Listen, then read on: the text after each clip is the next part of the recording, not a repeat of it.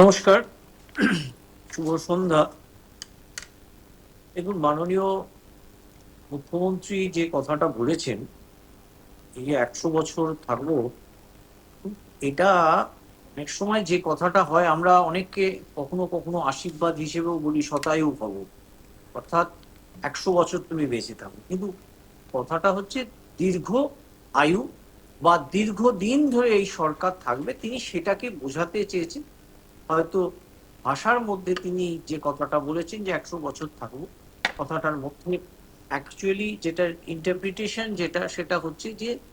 পশ্চিমবঙ্গে এই যে ভারতীয় জনতা পার্টির সরকার রয়েছে, সেই সরকার দীর্ঘদিন মানুষের জন্য থাকবে, তার কারণ তারা মানুষের জন্য কাজ করছে। এখন একটা জিনিস যেটা লক্ষণীয়, সেটা হচ্ছে যে এই গত ১৫ বছর যে সরকার পশ্চিমবঙ্গে একটা মানে ত্রাসের মানে সরকার চলছিল, বা মানুষের জীবনের মধ্যে সেরকম ভাবে দেখতে পাওয়া যাচ্ছিল, বা যেভাবে দুর্নীতি, চুরি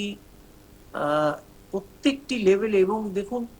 উচ্চ স্তরের যে সমস্ত নেতৃত্ব যারা ছিল আগের পূর্বের সরকারের, তারা তো সেই সরকারি আমলেই তাদের কৃষি, কৃষি বলছি, খাদ্য, তারপরে আপনার শিক্ষা, তাদের সমস্ত মন্ত্রী আধিকারিকরা সব অলরেডি জেলে ছিল। এখন তারপরে সেকেন্ড স্টেজের যে সমস্ত নেতা নেত্রী সারা পশ্চিমবঙ্গে তাদের জেলা ধরে ধরে রয়েছে, সেগুলো তাদের সেখান থেকে কয়েক কোটি কোটি টাকা বেরোচ্ছে, এবং সেগুলো তদন্ত হচ্ছে, এবং তাদের কেউ কেউ পালিয়ে যাচ্ছে, কেউ কোর্টে গিয়ে আশ্রয় নিচ্ছে, কোর্টের থেকে তাদের একেবারে রক্ষা কবচ নিচ্ছে। তো এখন সেই যে পরিস্থিতি, সেই পরিস্থিতির জায়গা থেকে দাঁড়িয়ে বর্তমান সরকার যাদের ইস্তাহারে যে যে কথাগুলো তারা বলেছিল, তারা প্রথম যেদিন তাদের সরকার তৈরি হয়েছে, প্রথম যেদিন তাদের বলে ক্যাবিনেট মিটিং হয়েছে, সেই দিন থেকে অক্ষরে অক্ষরে সেইগুলোকে পালন করার চেষ্টা করেছে। এখন দেখুন, কাজ করতে গেলে কিছু ত্রুটি বিচ্যুতি হয়, কিছু ভুল হয়। যেমন এই যেটা অন্নপূর্ণা ভান্ডার বা বাংলার আবাস যে কথাটা বলছিলেন, সেখানে ব্যাপারটা হচ্ছে যে যে এইগুলো যেভাবে হয়েছিল, একটা লোককে যদি আপনি 2 আর 2 5 শিখিয়ে ফেলে থাকেন, তাকে কিন্তু 4 শেখানো মুশকিল। তার কারণ হচ্ছে আপনাকে আগে তাকে ভোলাতে হবে 2 আর 2 5 হয় না, সেটা ভুলিয়ে তারপরে 2 আর 2 4 শেখাতে হবে। তো সেইখানে পশ্চিমবঙ্গ পূর্বের সরকারের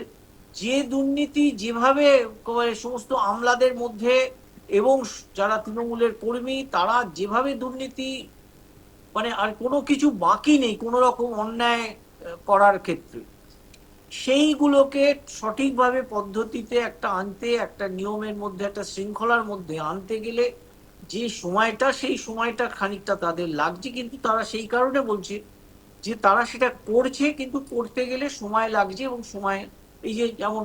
অন্নপূর্ণা ভান্ডার, প্রথমে অনেক বহু মানুষ বলেছিল যে সঙ্গে সঙ্গেই লক্ষ্মী ভান্ডার দেওয়া বন্ধ হয়ে গেল, লক্ষ্মী ভান্ডার দেওয়া বন্ধ হয়ে যাবে, দেবে না ইত্যাদি এই সমস্ত কথা। কিন্তু দেখতে পাওয়া যাচ্ছে সত্যিকারের যারা মহিলা, যারা নিডি, তাদের কতগুলো প্যারাফান্ডিয়া দেখুন। লোকে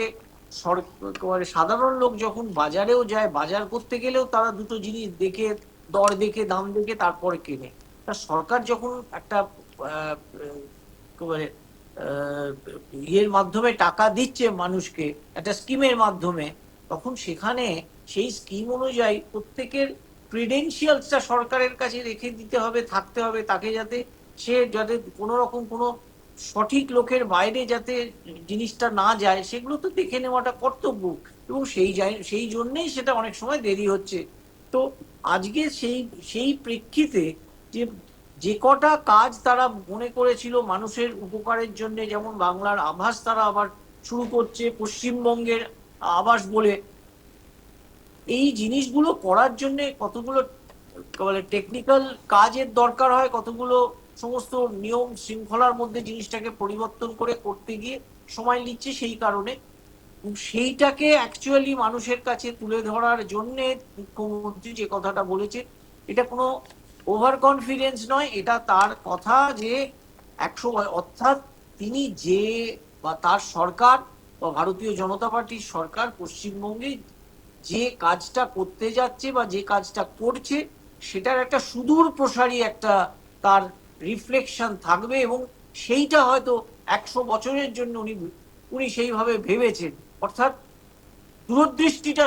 অলওয়েজ সবসময় দরকার হয়, যাতে অনেক দূর অব্দি ভেবে সেই সময় যারা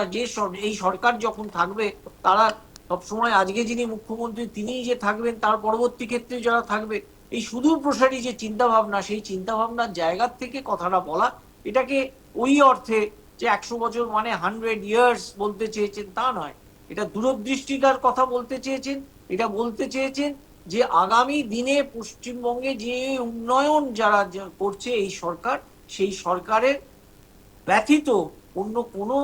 রাজনৈতিক দল আগামী দিনে পশ্চিমবঙ্গে আসাটা কঠিন, এইটাই বোঝাতে তিনি এই কথাটা বলেছেন।